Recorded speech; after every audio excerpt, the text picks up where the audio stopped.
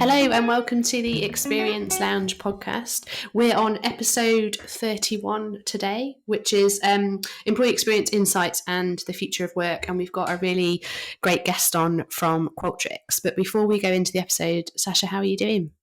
I'm doing well, thanks. It's been a while, but yeah, no, doing really well. And I was so excited to meet Steve because I've seen him in the circles. You know, I feel like everyone in the EX space, we kind of have seen each other virtually or at conferences. So this was a real pleasure. I absolutely loved it.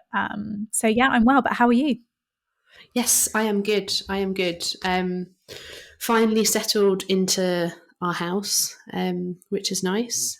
This is my new wallpaper. I think we actually mentioned that maybe in the episode as well. So no, it's good. Thank you. I'm channeling Bali vibes from living in Singapore. I really like it. It's actually, thank you. It's very you. I really like it. It's very. Yeah. I get lots of compliments on video calls actually, from people that haven't seen it. So yes, no, all good. So we have, like I say, an exciting episode. Let's do Steve's bio before we sort of launch the episode. So Steve is the head of growth and strategy, employee experience solutions for Qualtrics in APJ, and he leads a team of specialists guiding organisations to optimise EX at every point in the employee lifecycle. He's one of the region's most experienced EX specialists, having played a crucial role in launching and developing the XM category in APJ. And Steve specialises in EX and human-centred design technologies. And as businesses and governments rethink the ways they work for a post-pandemic world, Steve brings 20 years of experience as a qualified business psychologist, helping organisations design and improve their employee experiences. So let's get into it. And before we do, just a caveat, my audio for this recording was terrible, but the good news is you're not going to be listening to me, you're listening to Steve. So hello and welcome to the podcast, Steve, our head of growth and strategy for APJ at Qualtrics. Lovely to have you on. It's a pleasure. How are you? Fantastic. It's a slight chill of air coming through Sydney where I'm based, which has put us all getting our jumpers on and beanies, etc., to face what we're kind of calling right now an Arctic chill. But overall, pretty good. Good. I'm glad. I miss seasons here in Singapore, so I don't know what this feels like unless I crank the aircon up. But Laura, you're in the UK, so I'd expect rain 24/7. It's basically been, and actually today it isn't. It's really sunny and nice, ready for the Queen's Jubilee weekend. But it's been like November in May, basically, for the past month, and everyone's been moaning about it, putting heating on. So I feel you, Steve. I feel like up till today we were probably in the same place. So, okay, let's get started with a nice question. Tell us about you, your role, and beyond your role, you know, a little bit more about your industry experience, whatever else. Yeah, sure. Happy to. Firstly and foremost, thanks for letting me come and join the show. It's certainly exciting. I've been watching, I've been listening to the podcast, so it's really great to see this and the advancement of taking this through the world of experiences. And that's where I sit right now at Qualtrics, where we're really helping organizations understand the world of experiences across 4 domains, so customer, employee, product, and brand.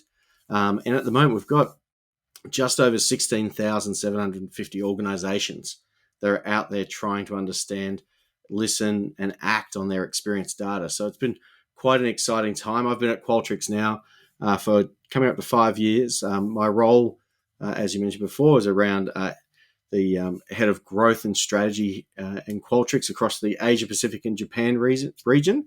And I lead a team that really just dedicated about how we improve experiences of people and improve experiences within teams, which is really good. I'm a career psychologist now, so don't hold me against it, but I do like that we have a couch and we can all relax and talk through today and what we're thinking about. I've been doing that for the last 20 years, so we're really helping organizations kind of understand how to design their experiences. And I've seen the transformation of where we're using the words of employee satisfaction through engagement through to now really looking at kind of experiences. So it's been a really interesting journey seeing that happen over the last couple of decades. One of the things, what I love to do outside of work, I think it's really interesting. I've got 2 beautiful kids. I've got a 7-year-old and a 4-year-old, And so I really love watching them flourish and grow. And they've certainly been like my best teacher right now. So they're teaching me a lot. I feel like I should be doing the other way, but they're certainly teaching me a lot about myself. And I think the other one is I do a little bit of painting. So anyone who's watching through the video, I like doing that kind of stuff. That's kind of like nice and fun. And the other one is when we get to do daddy time, or daddy hours is probably the best way to describe that. So that's in those late hours when everyone's gone to sleep, or in the early hours in the morning. I like to sneak in and watch a few TV series. So that's kind of a bit about me. I've got some questions. Okay, first of all, love that you just dropped in the artwork behind you, which if you're listening, it's amazing. So good. You've got to go to YouTube to have a look at it. Just got to ask, because I'm this person, it's not paint by numbers, is it? No. That was for a day session standing outside, just enjoying. I love my Monet. So I love that Monet was a great master of just understanding how to just continually paint something that's very familiar, which is his lily pond, and how that's expression and changed over the years. It's been really interesting watching and reading about how he grows. Amazing. Good, because I'm the paint by numbers gal. Laura, I think you're in the same camp. I like colouring books with crayons, and I don't mean that in like a child way, like it is actually quite soothing. So I do that, but that's very staying within the lines, right? So not the same thing. Not the same thing, but beautiful work, Steve. Absolutely stunning. And so we're super thrilled to have you on the podcast. And as you said, you've been with Qualtrics for some time now, but not just that, you've been part of the industry for quite some time now. So what have you seen as the kind of major shifts that have led us to the experience space that we're in today? Yeah, it's did you say that was an easy question to get to? I think that's I think so. I think like the industry, I would say for the last 20 years was really stagnant up until the last 5 or 7 years. So don't quote me on that. But what we've seen very quickly and right now is that employee experience has become the number one business priority, right, across the board. But how do we get there? Well, it's been quite an exciting kind of journey. When I think about it, I think probably up until, say, 2017, 2018 was when people were doing kind of really made that switch into real-time dashboards. And I think that was kind of a critical moment for us in the industry when people were being able to collect data, which for those who are the new generation have only experienced the world of real-time data. Once upon a time, as you would know, you collected the data and then you took that all offline and then you either manually process that or you put it through something like SPSS. That shift that happened around 2017 when platforms started to come out, that technology shift that allowed us to take it and then analyze it in real time and then provide that feedback back to managers was a massive shift. That really opened up the door to think about, well, hold on a second, I don't have to just collect data once a year. Because if I in the old days, in the old way of thinking about it, you had to collect it once a year because it took you maybe 6 to 8 weeks to analyze the data. Now you can analyze the data within the moment it's being collected, and you can start thinking about what you're going to action. So that really shifted and changed the way people and teams and people like myself thought about the way we should listen to our people. And that was a really significant moment. Then we saw during early 18, throughout 19, people were starting to open up to the idea of collecting data across multiple different touch points, which was really great. And then, I don't know if anyone noticed that, people were really kind of, in 19, people were really starting to rethink the way that they would collect the data when they'd collect it. And then in early 2020, as we all know, the pandemic hit. And I think the pandemic for us in employee experience across the industry was a real accelerant for what we were already shifting and transforming into. And I remember one of my first customers that called us up and said, and it was a little bit up further higher than the Singapore world, but up into the other regions of Asia, had said, look, we need to, and this is early, this is before the whole globe decided it was time to go remote, sat there and said, hey, listen, we need to move our staff off-site and work from home, but we don't have like our working from home policy is like half written. It's got dust on it because nobody ever ended up picking up and working with it. So we don't know what our people need. How can we use, say, Qualtrics and the platform to reach out to our people and find out what they need? And that was what we started to see across the board, where people and organizations were like, hey, we have this real-time feedback tool that allows us to go out, reach out and find out what's going on and immediately take action.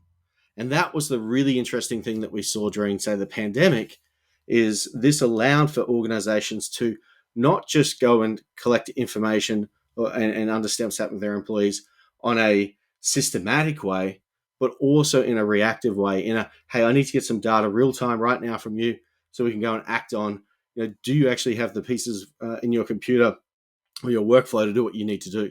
And that made a big, big shift. And that started to really kind of get organizations thinking about their employee data as much as their operational data.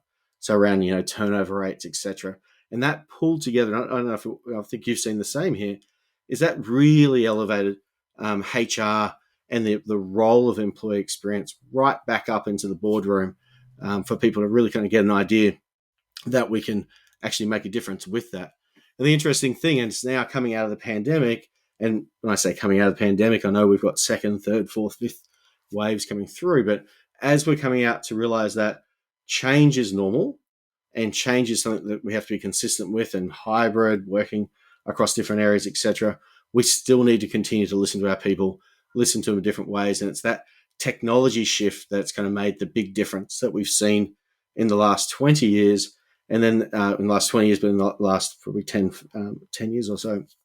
But more importantly, on top of that, which I find equally as interesting, and I'm sure you're seeing this in some of your own company data, is the significant shift, because we can all track it now, of people's attitudes to what they want from work. And that's the other bit that's really interesting, I think is fascinating right now for all of us, is that, you used to look at the drivers of engagement. People would want to make sure that they're strategically aligned to the business, or there's a comms issue they want to work for. Now, when you're looking at what's driving people's engagement, what's driving people's want to stay in an organization, is things like understanding, am I part of the organization? Is there a sense of belonging? What's my growth and development look like? What are you thinking about in relation to my well-being?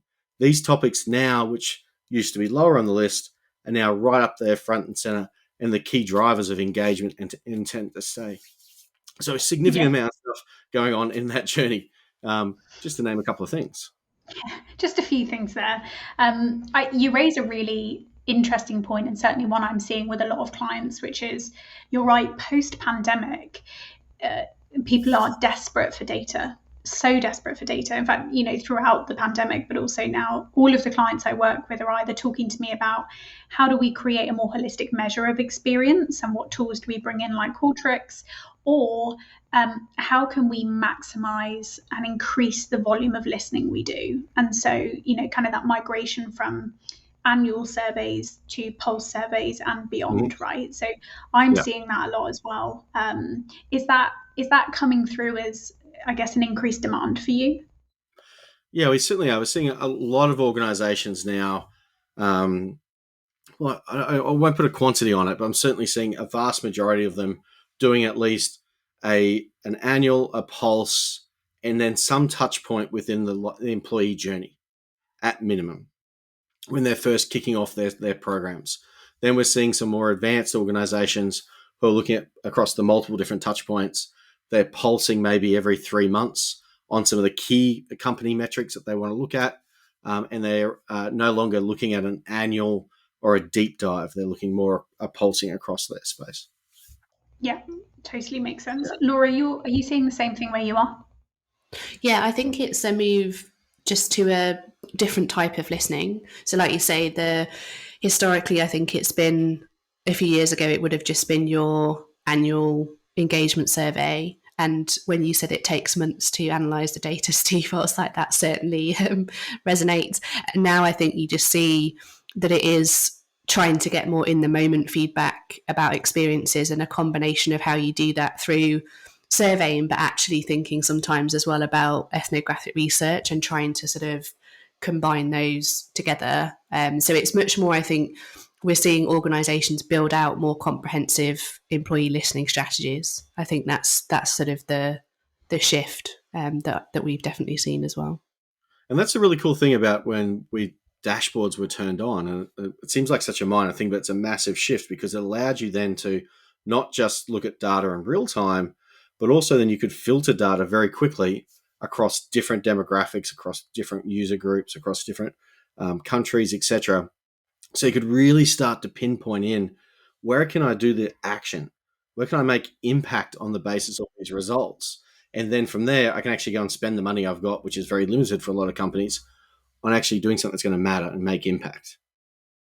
Yeah, I think that's it, because I think almost with the employee engagement surveys, there's a place for them perhaps, but it's very thematic, right? So you can't then drill down necessarily into what are some of the specifics that are, causing work to be full of friction. And I think when you survey in a different way and you pulse, you can really drill down into actually what are some of those specifics and look at that as an overall experience. What would you change to make that better? And then really see tangible results from doing that, I think, is the shift, really.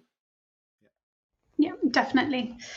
So moving on to a slightly different topic. So we talk a lot on the podcast about employee journeys, and, two of the most common ones that come up: onboarding, always, offboarding as well. Both of which I know you can measure through Qualtrics. You can, develop your own surveys around those experiences. Outside of that, what do you see, or maybe including that, what are the most pivotal journeys that you think organizations need to tap into to understand the pulse of the experience at work? Ooh, great question. I it's like, which one of my children do I love my best? I love them all, and I think they've all got their time and place. And I think the key ingredient that we're seeing now is the shift away from looking at an experience in isolation. And so that's the key thing here. So ultimately, obviously, you need to explore your employee journey, and you need to understand where your moments that matter and what's the key ones that you want to study, right? So that you can go and make some impact in there. And so, as you mentioned, classic ones would be looking at your onboarding program. And by the way, if anyone's not looking at their onboarding program right now and how it's done within a hybrid world and how it's done with creating a sense of belonging, please go back and redo that right now, because that's a big shift that's happened compared to pre-pandemic. But it's not just with an onboarding exit. You have stay interviews. You've got how effective managers are. You've got performance management's another area that a lot of organizations are looking at, those different touch points and those experiences.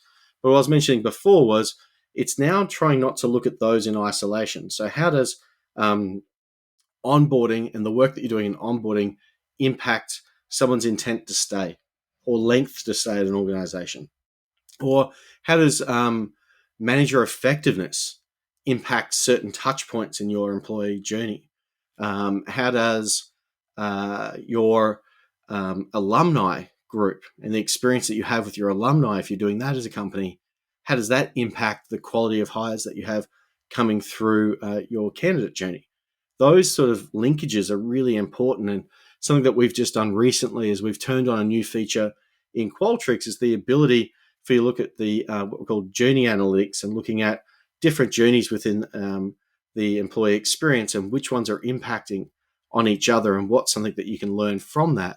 And so let me give you an example. So there's a large retailer that we've been doing a lot of work with, and this is an onboarding example, but I think it's still really relevant and suitable, because what they had a problem with is they had a huge amount of volume of onboarding going through their company.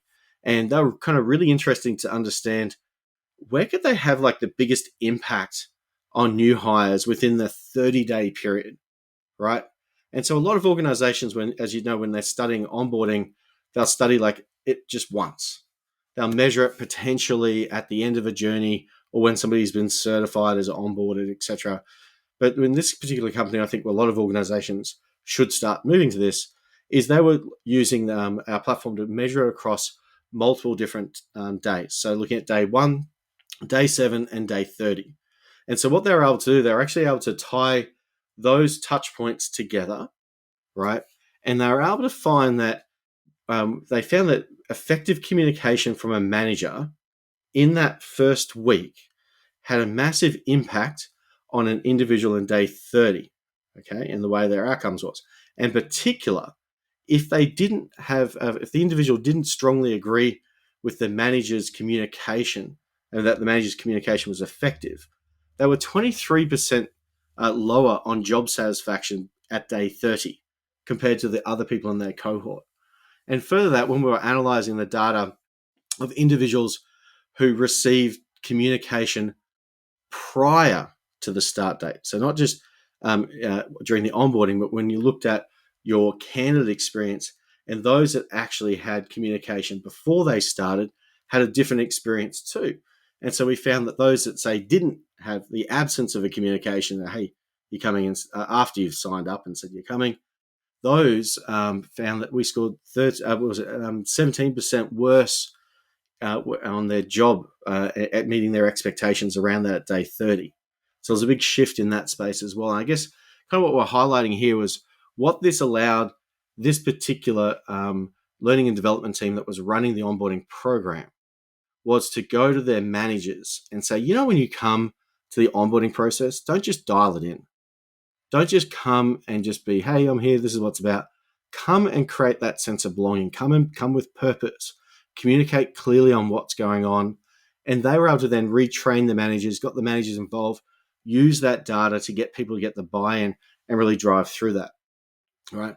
So that example kind of starts to ring true about the fact that if we can use these multiple different touch points, that kind of makes it really good to understand how the impact of one part impacts across the other part. And we see this in other aspects of, say, in relation to the onboarding experience, how that impacts, say, engagement or in their intent to stay, or even when people go through a promotion, how that then affects their longevity within an organization, et cetera, around that. I love it. Laura, over to you. So shifting gears a little bit, and we've talked about the link in the podcast previously between employee experience and customer experience. But I think Qualtrics is really one of the only platforms that's able to capture both elements for an organization. And so what do you see as the value, in your opinion, of exploring the connection between both these elements? Yeah, look, I think this is one of the really important things that we always need to remember. And that is, we're not living in isolation around the experiences that we're doing. And in fact, if we look at the discipline of experience management, as I mentioned right at the start, is looking across every experience. So customer, employee, brand, and also within your products.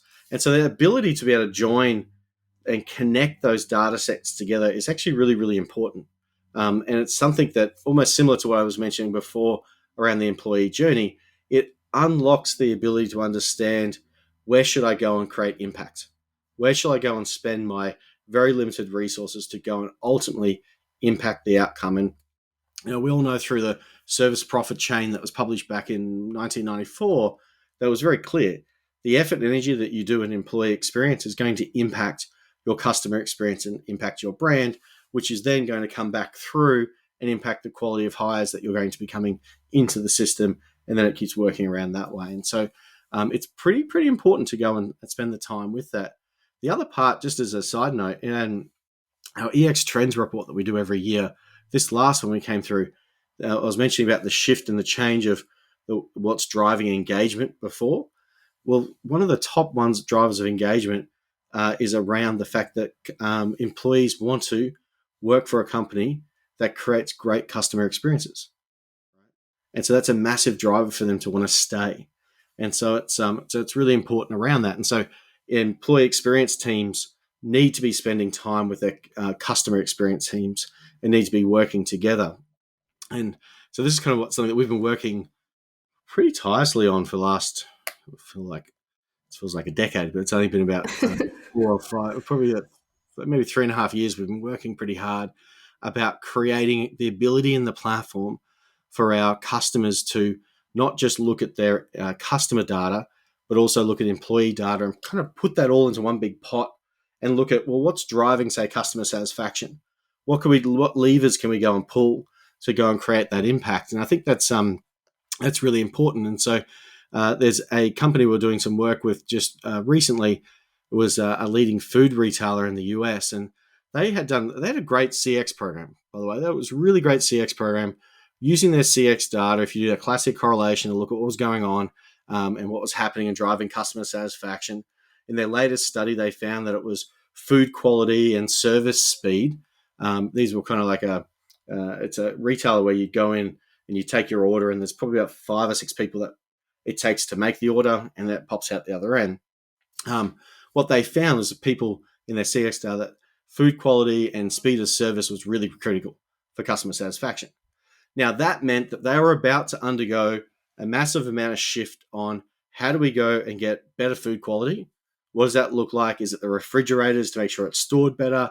And then when it came to service speed, they're contemplating taking a person potentially out of that chain, right? So that they could make it faster, which kind of makes sense with that.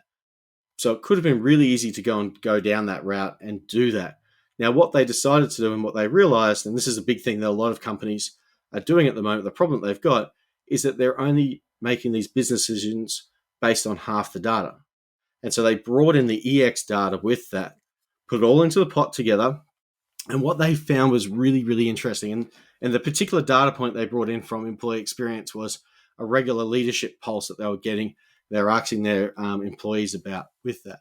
And so using our cross-program analytics tool that we've got, they were able to discover something I thought was pretty cool. Maybe I nerd out about this too much, but I think the business impact's really, really important about it, is they were able to find that when there was a strong correlation between trust and respect amongst the team members at the restaurant, this resulted in better tasting food from their perspective of their customer, right? From the perspective of the customer. And that was the strongest impact on customer satisfaction. So it changed the whole paradigm around what was going to drive customer satisfaction. And so I know when I first thought about that, I thought, trust, respect in a team member, how does that help with better tasting food? But when you thought about it, when we looked at it more deeper, their way they did things was through an assembly line, right? And so if I had really strong trust in you and respect for each of you, then the bit that I'm working on, if I don't make that right, I hand that to you, that's a bit disrespectful for you, right? And that's not how we operate together, because that's how we work as a team. And so they found that not only was that a critical factor, but that they were kind of almost making this more true to the recipe originally. And it was the fact that it was making it truer to the recipe that they had invented, it created better tasting food. So you can start to see that from there, they're able to look at, okay, let's look at those restaurants that have that high, strong correlation. Let's look at how those leaders go about building trust and respect. And they're able to go invest their time, effort, energy in a program to help build that better culture within the restaurants, opposed to going and figuring out how to get even better quality food. Now, it's important to get quality food, but it allowed them to change whether they're going to invest and really change the outcomes that they were doing. And so we've got tons of different examples of companies that are now taking these different sets of data and joining them together and not working in isolation, working together. It allows them to really create that holistic understanding of experience management, not just looking at one part and making an initiative or acting on it without having all the data at your disposal. I love that. And I think it gives a sort of real tangible example of the connection between that CX and EX data. Because I think often sort of when we've talked about it in the past on the podcast or had sort of other guests on, we're kind of talking about people know the value, but they're not sort of sure like how to kind of actually demonstrate that. And I think some of those examples you gave there, Steve, were really valuable. Just thinking then, sort of last question. So how can organisations use employee listening and a platform like Qualtrics to drive their diversity, equity and inclusion agenda? Well, I think this is a really important agenda that every organisation needs to be driving and creating. Yeah. And I think when I think about diversity, equity, inclusion, we also look at that as being, how do we create a sense of belonging in an organisation? And creating a sense of belonging has been a critical outcome. It's been a critical shift that we've seen in people's attitudes in relation to their organisation they work for. And so we're seeing a lot of people now thinking about, is the organization I work for, the organization I want to work for, do they create that sense of belonging in me and in the teamwork and the people I work with? And so that kind of means that people need to be attuned and thinking about that and what that does. And so the way we're seeing organizations use their listening platforms to actually drive that DEI agenda is through a number of different ways. So firstly, just going out and listening to your people and listening beyond an annual engagement survey and listening on topics and asking them questions creates the ability for people to give you your opinion. All right, and it sounds like really basic, but the other way you could do this is you could just go around to all the different offices. Maybe these days go around people's homes, which might be a bit creepy, but going around and you'd get one set of voice, but you wouldn't get the full voice of what's going on. So the ability to actually have listening programs and a platform that does that, which is great. But then, as you mentioned before, the other thing that's really critical is to get that diversity in voice and that and include everybody in there. We need to be able to slice the data in different ways. But the other aspect that we need to be able to do is actually take action with the data, but don't just take the action from a leadership perspective or a leader's perspective. Let's get down to the teams and get them involved about what we can do to action in relation to that. And so action in relation to that, I mean, get them on a Teams board, get them throwing out ideas anonymously around what we think we could do. That way you're getting a diverse thought pattern across your team, not just getting a couple of individuals speaking up. So that's kind of really important. And the other aspect to that is, we've gone out of our way to really kind of create things like our XM solutions around diversity, equity, and inclusion that allow organizations, if they want to go and study and really understand what's happening within that area for them, how do they improve that? They can actually do that within some of our methodologies that we've got as well.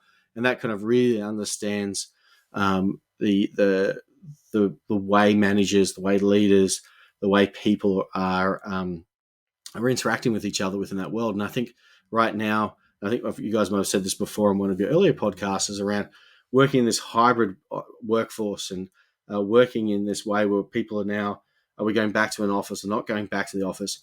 We have to really think about that downstream implication of diversity, equity, inclusion, whatever decision we make in the hybrid world. Because there'll be some people who stay at home, there's some people who go to the office. We've got to make sure that they look after each other.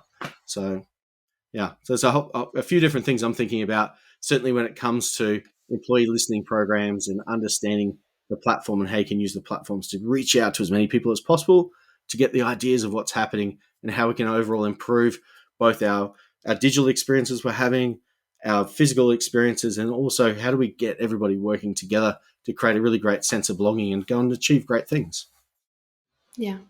Agree. I love that. I said last question, but I have one more, just a little nugget, I think, because we do have quite a few listeners who perhaps don't have, kind of big EX teams or sort of big budgets to throw at some of this stuff. So what would be your kind of one tip or kind of nugget of advice for people starting to think about employee experience and on their journey to drive better EX? What would that be? I think that's a really great question. One thing I will say is probably go and invest in the right technology for your company. And what I mean by the technology is the listening platform, because these days listening platforms can really do a lot of the heavy lifting. And I'm not excluding people analytics teams. I think they're really important, but they can do a lot of the heavy lifting and not need you to go and add extra headcount within your organization.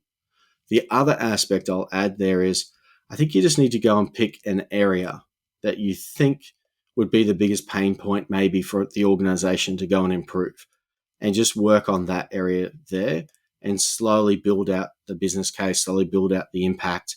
And then you can show that return on investment, which is the one bit I think us in HR, and when I talk about us in HR, I mean across the profession, we need to be getting better at showing the return on investment on the work, effort, energy that we're putting across these different programs.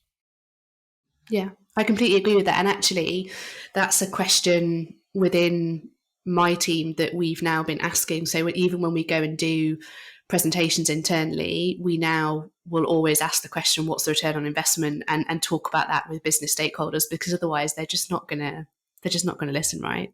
Just not interested if there isn't a clear return on investment. So that's great advice for sure. Well, we've loved having you on, Steve. It's been an absolutely great conversation. I'm sure our listeners will have got lots from it. Where can people find you if they want to sort of hear more or get in touch with you? Look, I think the best place is the old LinkedIn. Go reach out there or and comment through that way. It's probably the easiest way. Or alternatively, I'm happy to give it out. You can just reach me at steve@qualtrics.com. We can go that route too. Amazing. No worries. Thanks, Steve. There you go. Thanks so much, Steve. No problems. Thanks for having me. It's been great.